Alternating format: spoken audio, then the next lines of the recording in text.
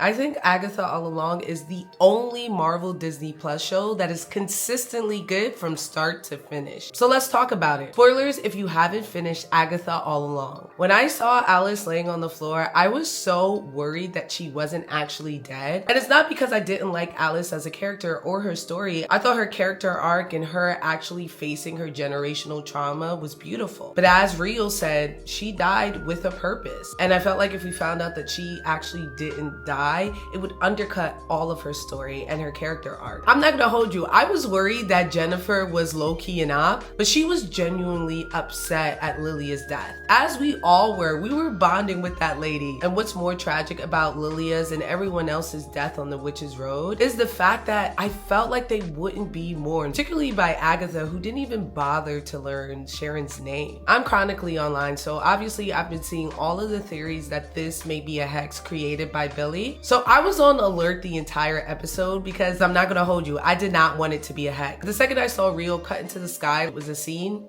I already knew what it was. I've also been saying since about episode 4 how terrible Agatha is and just how rude she is. Some of the rumors that were about her probably were warranted, and we see that on full display after she makes that deal with Rio. She's instantly rude to Teen and Jen and just wants to get out of this hex, which I understand she knows that it's not real, but they just lost a friend. She could have had a little bit of sympathy. The last trial piqued my interest because I thought that it looked like the Cerebral Room from the Bryan Singer X-Men film, and then I realized it's like a coroner's freezer, which actually still may be canon. Maybe Billy saw X-Men and then he connected that visual to create that coroner's office. I was so glad that Jennifer got a second trial. As I mentioned in my review of episode 7, I felt like her trial felt so superficial, and even when I was critiquing that trial, there were so many people who was like, I didn't even realize that was Jen's. And so her getting her moment to reclaim her power was honestly very beautiful. And once again, the acting in it was so powerful and moving. Now, this is where I ask all the Agatha sympathizers to go ahead and throw an apology in my comments, because y'all was out here saying she was misunderstood, she wasn't that bad, maybe she couldn't help killing people. And we gonna get into her full origin story in a moment, but I need y'all to acknowledge that this white woman took this black woman's power, had no remorse about it, lied to her while they were going through traumatic experiences where she had the key to give this black woman's power back, and then gaslit this black woman when she was confronted with that fact. That right there told me all I needed to know about Agatha and whether or not she was a villain before I saw the last episode. But I felt this cathartic moment with Jennifer as I watched her continuously say to Agatha,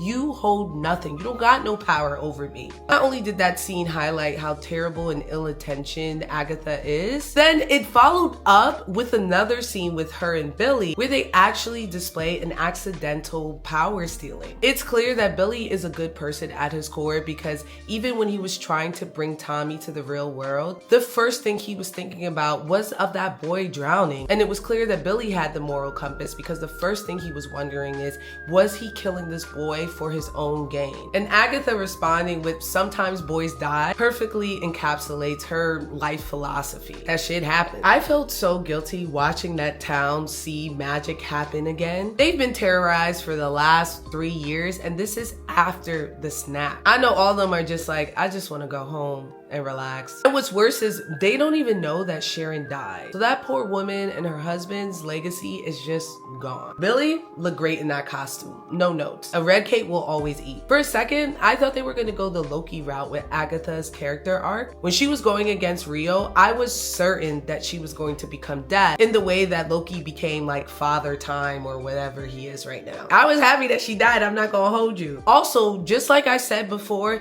there was no way that woman did not have control of her power. And we saw that when she stopped taking Billy's power, because she has a sweet spot for Billy. Or maybe she's a little misogynistic. She only likes to kill women. I don't know. But what that means is that she 1000% killed Alice on purpose, which I can't stand by. Which means that not only did she take the power from a black woman and then lied to her about it, but then she also killed an Asian woman so that she could feel good. Agatha's the worst. She's the worst. But you know what? I'm so glad that they didn't back down from Agatha actually being terrible. I also like another show called Interview with the Vampire, Empire, in which all of the characters are terrible, murderous human beings in the way that Agatha is. And that doesn't make me like them less or her less. She's still funny and charming and a character that I like to endear with. And I still understand her reasonings for wanting power or not wanting community. That doesn't excuse her killing people for centuries though, and buying time for herself, because there was no real reason for her to do it. She wasn't restoring balance to the universe or saving other people by killing these women. She did it because she liked the way it felt. And she did it like a con man too, using the same exact lines over and over again, having them sing different iterations of a song that she created with her son. The woman is sick, and I'm not gonna hold you, I loved it. I know I complained a couple of episodes back that I didn't want to hear that Witches Road song again, but in this context, I actually really liked it. It was great to see how music and art develops over the years, especially when it's told through word of mouth. It's like telephone over 500 years. I dug it. It didn't feel cheap like Alice, and maybe it's because they did such a push with the song. And in hindsight, watching the entire show, I understand why they focused and emphasized the song so much. But man, that version that they sang in Alice's trial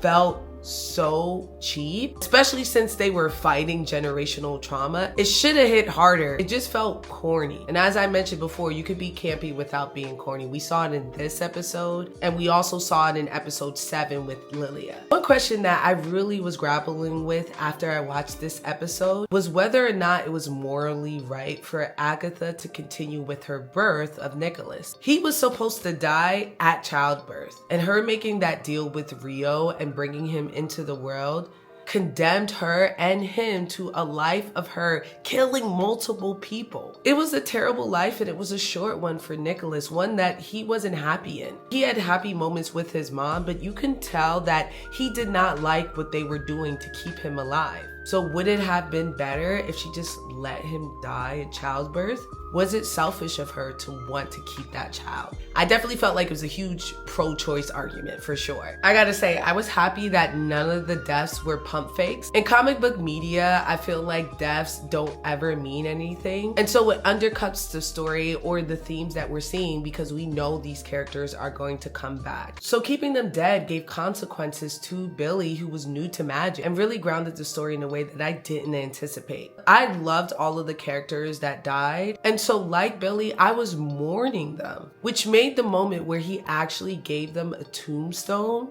made me break down. It was beautiful, chef's kiss. It was particularly impactful for me because there are so many times that women and people of color die without a trace. For Billy, the only man in the story, to take a moment and memorialize them, thematically the type of things I wanted to see here. I'm very interested to see what is Billy going to be like now that he's under the influence of Agatha. Even though she's dead, it's clear that character will still be around, and I'm not gonna hold you, I like her as a ghost. She was fly as hell. She had that shit on. I also really love the dynamic between them. Billy is not afraid to tell Agatha about herself. Even that moment when he's like, go back to Rio's toxic embrace, I was like, exactly, let's do it. I will say, I felt like Disney was dragging it with all this gay panic they were putting around this show. I saw so many press interviews where the cast was like, this is the gayest thing you've ever seen. It's a gay explosion. And yes, there were 2 same-sex kisses, but they did a press release where they said, oh, we needed an intimacy coordinator for the finale.